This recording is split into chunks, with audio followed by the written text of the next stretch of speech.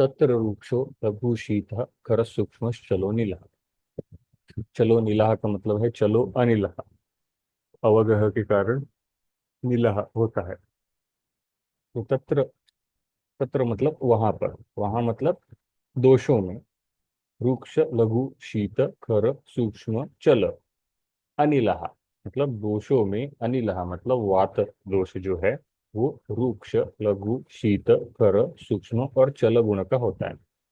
तो हर चीज को जैसे उसके उसके गुण होते हैं उसी प्रकार से दोषों के भी गुण बताए गए, क्योंकि उन पर काम करना है तो उनके गुण हमें पता होना आवश्यक होता है।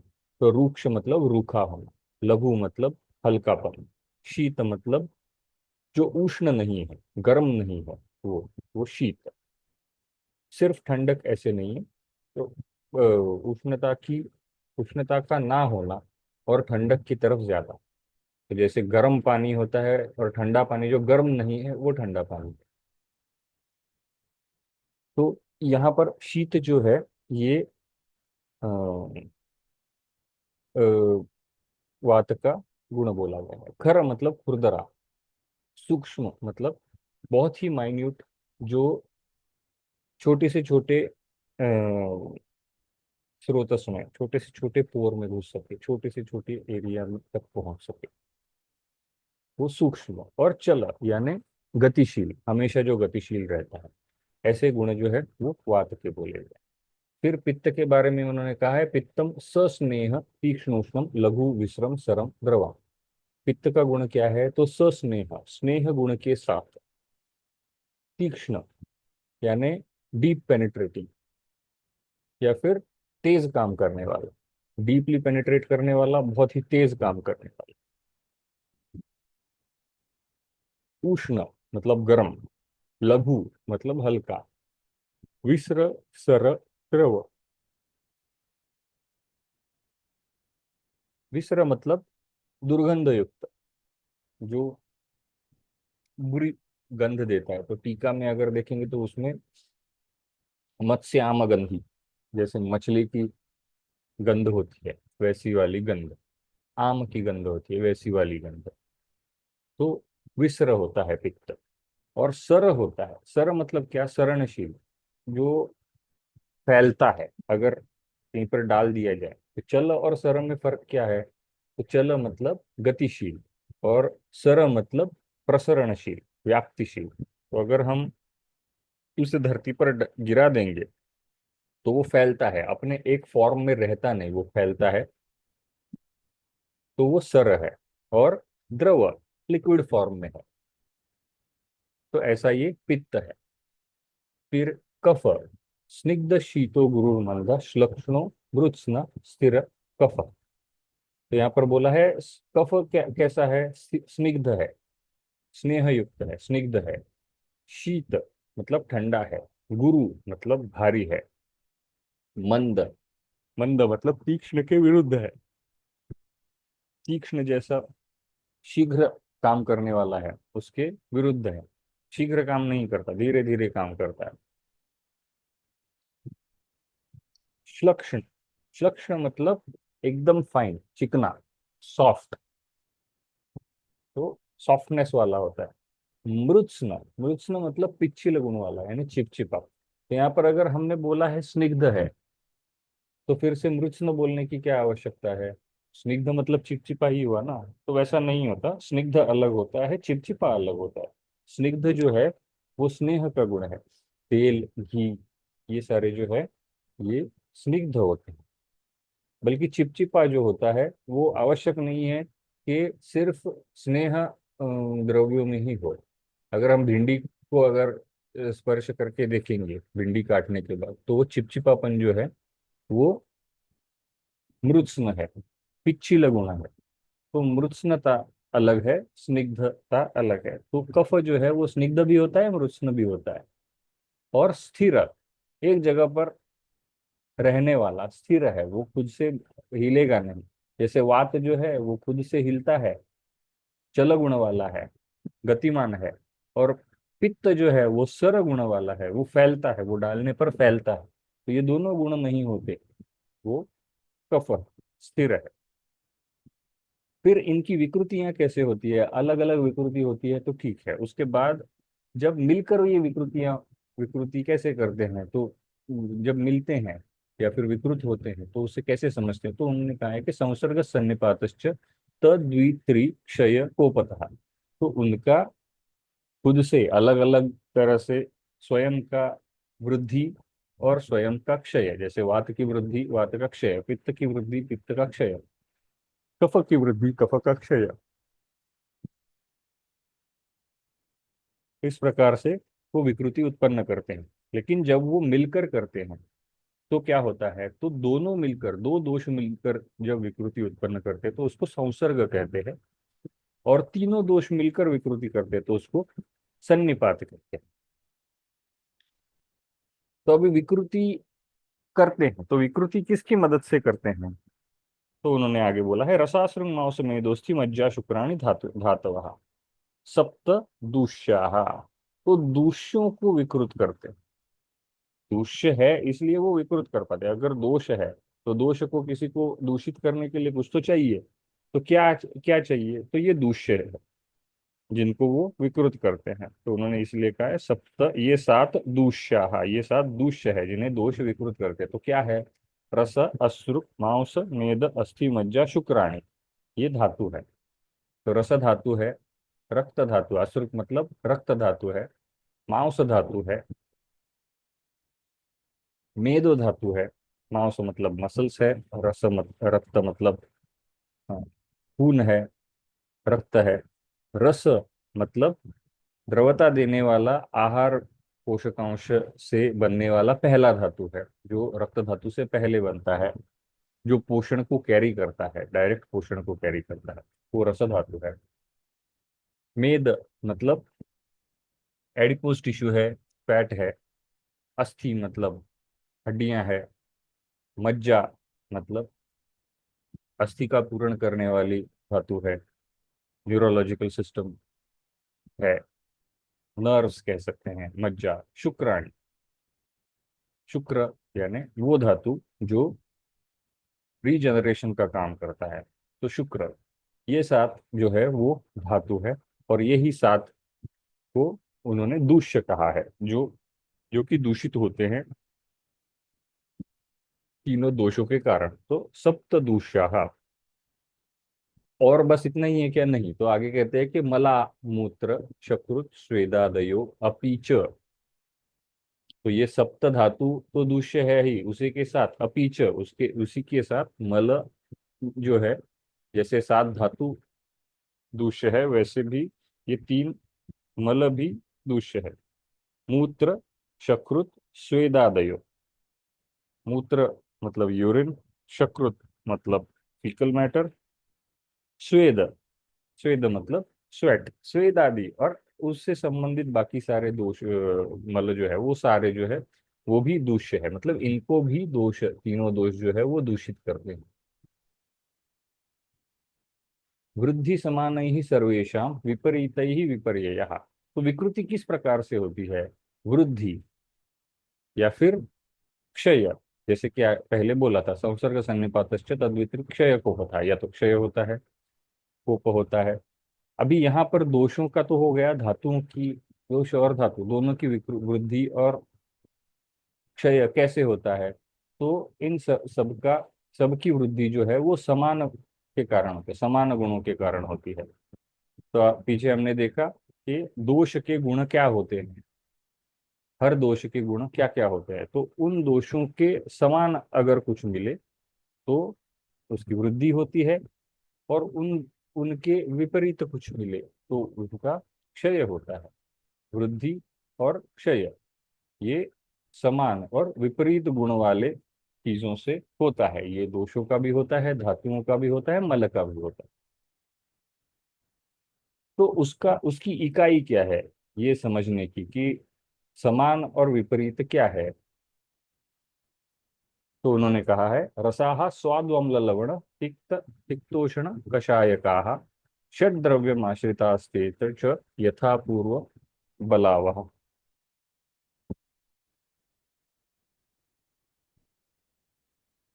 तो ये जो रस है, ये ऐसी चीज है जिससे हम आइडेंटिफाई करते हैं कि हाँ इसके कारण इसके अ, ये जो है ये क्या कह सकते हैं कि ये समान और विपरीत को आइडेंटिफाई करने वाली चीज है। तो स्वादु यानी मधुर रस, स्वादु यानी मधुर, अम्ल यानी सवर, लवण यानी सॉल्टी,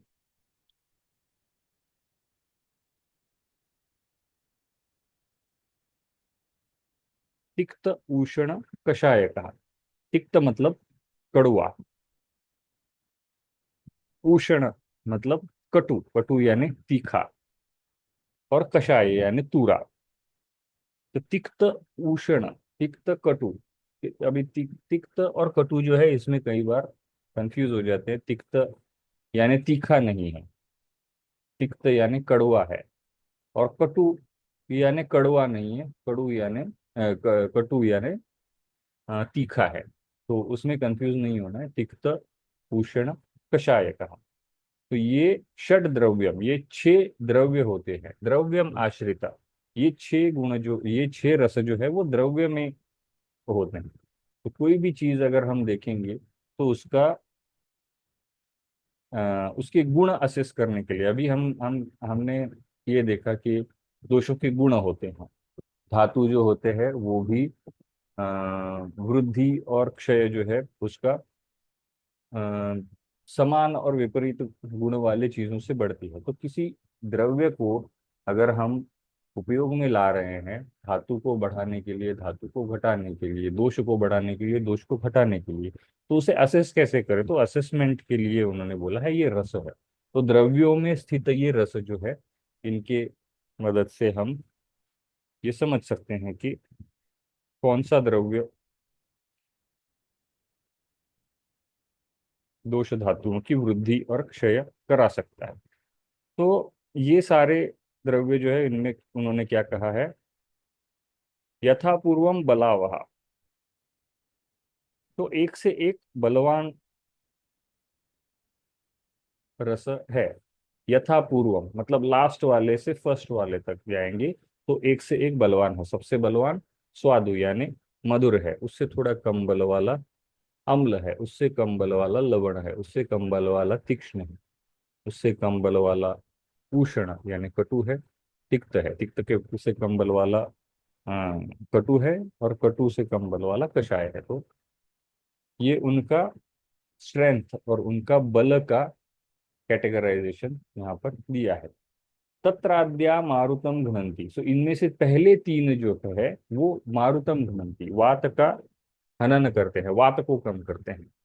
त्रयः तिक्तादयः कफम, बाकी के बचे तीन जो है वो कफ को कम करते हैं। कषाय तिक्त मधुरा, तो पित्त को कौन कम करते हैं? तो कषाय तिक्त और मधुर ये पित्त को कम करते हैं। तत्र आद्या मतलब पहले तीन, स्वादु अम्ल लवण, मधुर अम्ल लवण जो है वो वात को कम करते हैं। तिक्त उष्ण कषाय जो है वो कफ को कम करते हैं।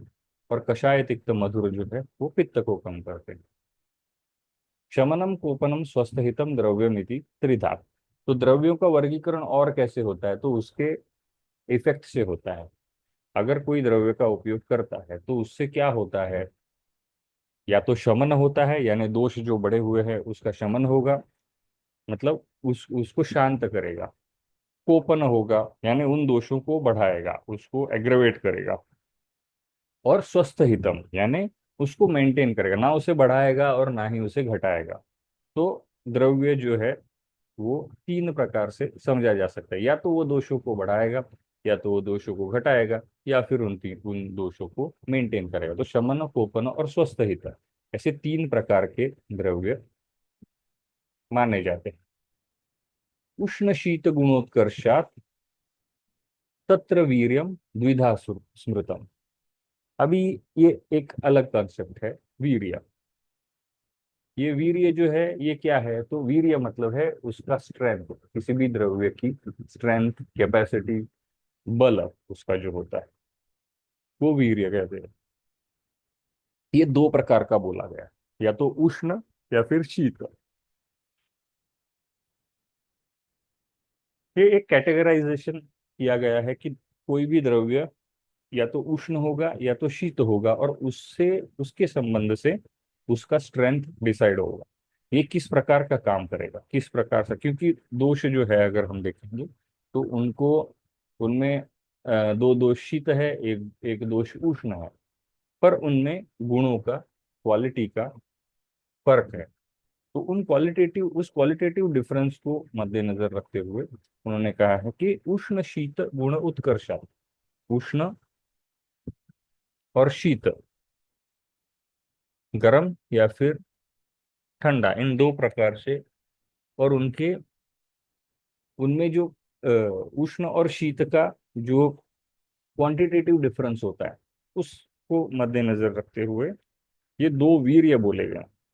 या तो द्रव्य, मतलब अगर कोई भी हम द्रव्य देख लेंगे तो वो या तो उष्ण होगा या तो शीत होगा, और उसी के आधार पर उसका स्ट्रेंथ भी डिसाइड किया जा सकता है। इसलिए वीर्य जो है वो दो प्रकार का बोला गया है, या तो उष्ण या फिर शीत।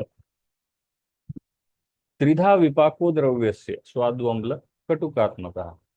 तो वीर्य जो है वो दो तरह का हुआ, और विपाक जो है वो तीन तरह का बोला है, स्वादु, अम्ल, कटु।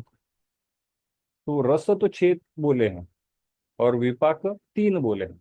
विपाक अगर देखेंगे तो स्वादु, अम्ल, कटु, ये तो रस हुए। तो ये विपाक मतलब क्या है? तो आहार जब हम लेते हैं वो पेट में जाने के बाद उस पर अग्नि का संस्कार होता है, वो उसका पचन शुरू होता है, पचन होने के बाद उसका जो रस होता है वो विपाक कहा जाता है।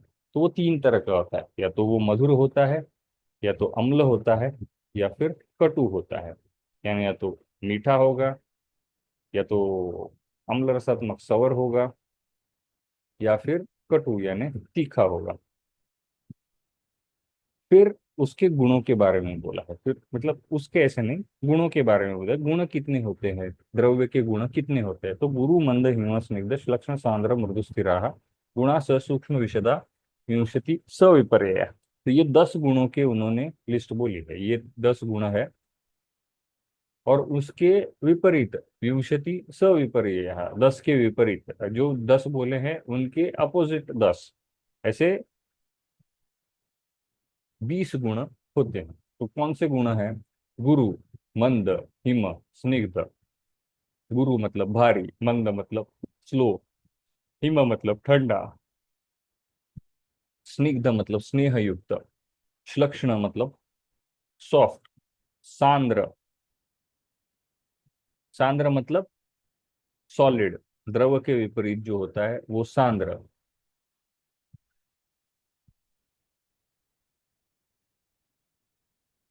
मृदु मतलब जो हार्ड नहीं है वो मृदु, स्थिर मतलब स्टेबल। और इन सब के विरुद्ध यानी गुरु के विरुद्ध लघु, मंद के विरुद्ध तीक्ष्ण, हिम के विरुद्ध उष्ण, स्निग्ध के विरुद्ध रुक्ष, श्लक्ष्ण।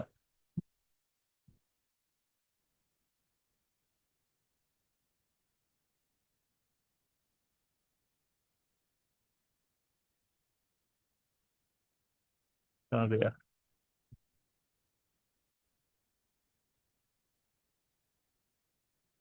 श्लक्ष्ण के विरुद्ध खर,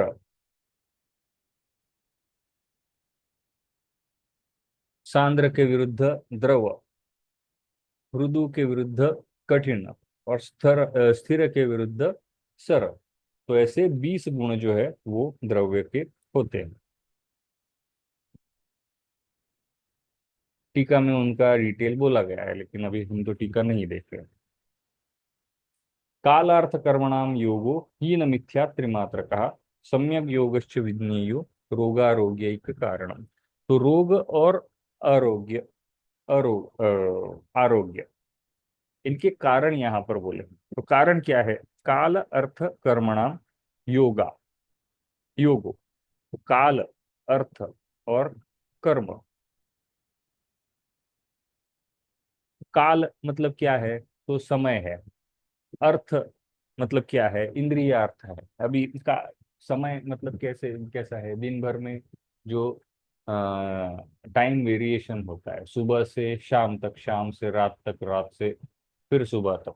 ये समय का चक्र जब चलता है तो वातावरण में जो बदलाव होते हैं वो, उसके साथ बचपन से बड़े होते जाते हैं तो टाइम चेंज होता जाता है, जैसे टाइम चेंज होता है शरीर में बदलाव होते हैं। तो ये जो है वो काल है। इस काल का, काल में होने वाले बदलाव, इसे काल बोला गया है यहाँ पर। अर्थ, अभी अर्थ मतलब इंद्रिय अर्थ। अर्थ हमारे जो ज्ञानेंद्रिय है, उन ज्ञानेंद्रियों और कर्मेंद्रिय जो है, काम करने वाले कर्मेंद्रिय, ज्ञान लेने वाले ज्ञानेंद्रिय, तो हम ऐसे कह सकते हैं सेंसरी जो है वो ज्ञानेंद्रिय, मोटार जो है वो कर्मेंद्रिय। तो ये इंद्रिय जो है, इनके अर्थ मतलब हर इंद्रिय का एक काम होता है कि ये काम करना। तो वो काम जो है, वो काम, उस काम का, उस काम के बारे में, उस काम के संबंध में भी कुछ हेतु होते हैं जो व्याधि उत्पन्न, रोग उत्पन्न कर सकते हैं। काल अर्थ कर्मणाम योग, इनका योग मतलब कैसे, उनका कॉम्बिनेशन, उनका एक दूसरे के साथ काम जो होता है वो कैसे होता है, ही न मिथ्या अति मात्र का, या तो ही न होता है या मतलब कम होता है, या तो मिथ्या होता है यानी ठीक से नहीं होता, या फिर अति मात्रा हो मतलब बहुत ज्यादा मात्रा में होता है, तब रोग होते हैं। जैसे कि काल, अ, अगर ऋतु है, ये उष्ण ऋतु है और एकदम से बारिश शुरू हो जाए, तो काल जो है वो मिथ्या हो गया, मिथ्या योग हो गया। अगर वर्षा ऋतु है और बहुत ज्यादा बारिश पड़ रही है तो अति हो गया, अति योग हो गया। वर्षा ऋतु है लेकिन एकदम कम बारिश हो रही है या फिर नहीं हो रही है तो ही नहीं हो गया। तो वैसे ही इंद्रिय का भी है। जैसे कि कोई हम ज्ञानेंद्रिय से, कर्ण, कान ज्ञानेंद्रिय है, उससे कुछ सुन रहे हैं, और अगर वो सुन रहे हैं तो बहुत जोर की आवाज सुन रहे हैं तो अति हो गया। बहुत हल्की आवाज सुन रहे हैं तो वो हीन हो गया। और कान से आवाज जो सुन रहे हैं वो बहुत ही अप्रिय जैसा हो, जो तकलीफ देने वाली हो, तो वो मिथ्या है। तो वैसे ही हर इंद्रिय के बारे में होता है। तो इन सब का हीन, मिथ्या और अति प्रमात्रा में जो योग होता है, योग मतलब कांटेक्ट, तो काल का हीन, मिथ्या, अति कांटेक्ट, अर्थ का हीन, इंद्रिय अर्थ का हीन, मिथ्या, अति कांटेक्ट, और कर्मेंद्रिय का, कर्म का हीन, मिथ्या, अति कांटेक्ट। कर्म मतलब क्या, कोई भी काम हम करते हैं तो वो ज्यादा, कम या फिर गलत तरीके से जब करते हैं तो उसके कारण रोग होते हैं। सम्यक योगश्च विज्ञेयो, सम्यक योग जब होता है, ठीक से होता है, तो अरोग होता है, तो उससे कोई व्याधि नहीं होती। रोगस्तु दोष वैषम्यम दोष साम्यम अरोगता। तो रोग तो रोग के बारे में तो बोल दिया है, हीन, मिथ्या और अति योग से रोग होता है। लेकिन रोग है क्या, तो रोग है दोष वैषम्य और दोष साम्य अरोगता। मतलब दोष अगर विषम अवस्था में हो, जैसे हमने कहा था कि तिपाई होती है, तीन पहियों का स्टूल होता है, वो बैलेंस करता है, तीन है इसलिए बैलेंस हो पाता है, उस पर कोई बैठ सकता है। तो उसमें अगर वैषम्य हो जाए, वो स्टेबिलिटी अगर बिगड़ जाए तो रोग है, और वो स्टेबिलिटी बनी रहे तो वो अरोग है। इसलिए उन्होंने कहा रोगस्तु दोष वैषम्य, में दोषों में वैषम्य हो गया तो रोग है। दोष अगर साम्य अवस्था में रहे तो अरोग है। निजांत आगंतु विभागे न तत्र रोग द्विधा सूत्रम, ये रोग जो है वो कैसे उसे क्लासिफाई कर सकते हैं, तो उसका ग्रॉसली दो प्रकार का क्लासिफिकेशन होता है, निज और आगंतु। निज मतलब जो खुद के कारण बने हैं। अगर हम अपने शरीर को देखें तो अपने शरीर में कोई विकृति हो और उसके कारण रोग बन जाए तो उसे निज व्याधि कहा है। आगंतु मतलब बाहर से कुछ हेतु आ जाए, बाहर से कुछ आ जाए और उसके कारण रोग बने तो उसे आगंतु व्याधि कहते हैं। आगंतु बाहर से आया हुआ। तो निज और आगंतु विभाग से रोग जो है दो तरह के कहे गए हैं। उनमें भी आगे क्लासिफिकेशन कैसा है, तेषाम काय मनोभेदा अधिष्ठानम अपि द्विधा। तो अंदर अगर कोई व्याधि बन रहा है तो वो भी दो जगह पर जाता है। उसका अधिष्ठान मतलब उसका स्थान, स्थान के हिसाब से कहाँ वो अफेक्ट कर रहा है उसके हिसाब से ये दो प्रकार बनते हैं। कौन से दो प्रकार है, काय और मन, या तो वो शरीर को अफेक्ट करेगा या फिर मन को अफेक्ट करेगा। तो दो प्रकार है काय और मन।